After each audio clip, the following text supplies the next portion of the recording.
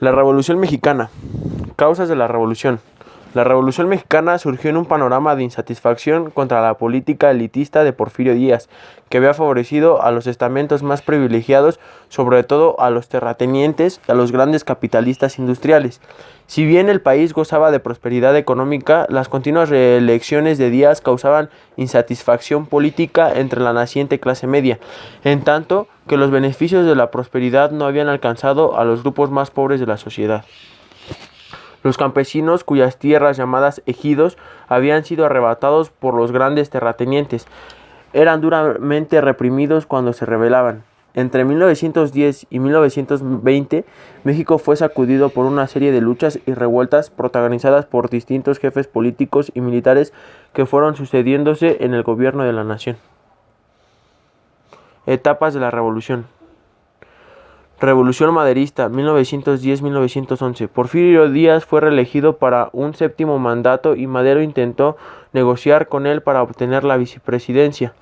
Díaz hizo detener a su oponente y se declaró vencedor en las fraudulentas elecciones de junio, pero Madero logró escapar de prisión y publicó en la localidad tejana de San Antonio su célebre Plan de San Luis Potosí, en el que denunció Gobierno de Madero, 1911-1913. Después de un breve gobierno provisional, Madero fue electo presidente en octubre de 1911.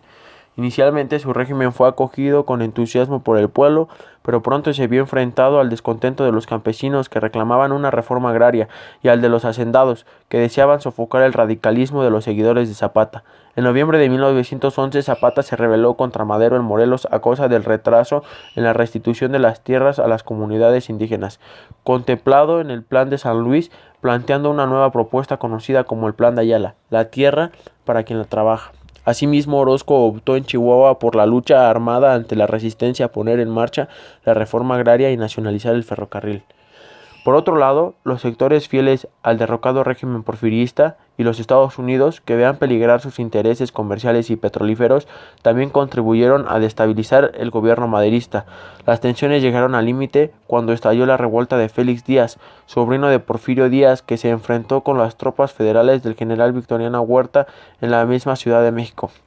El 18 de febrero de 1913, Huerta y Díaz se entrevieron con la embajada estadounidense Henry Lane Wilson y los tres concretaron un pacto contra Madero. Huerta asumió la presidencia de México y detuvo a Madero, que fue asesinado a los pocos días. 1913-1914. Las primeras medidas tomadas por Huerta, contrarias a la libertad de prensa y al proceso revolucionario, contaron con el apoyo de los sectores más conservadores. La oposición se reorganizó y pronto estalló una nueva insurrección en diferentes puntos. En el norte, en los estados de Chihuahua, Sonora, Sinaloa y Tamaulipas, se sublevaron Venustiano Carranza y Pancho Villa. Y en el sur, en Morelos, Zapata volvía a erigirse en el líder de la revuelta.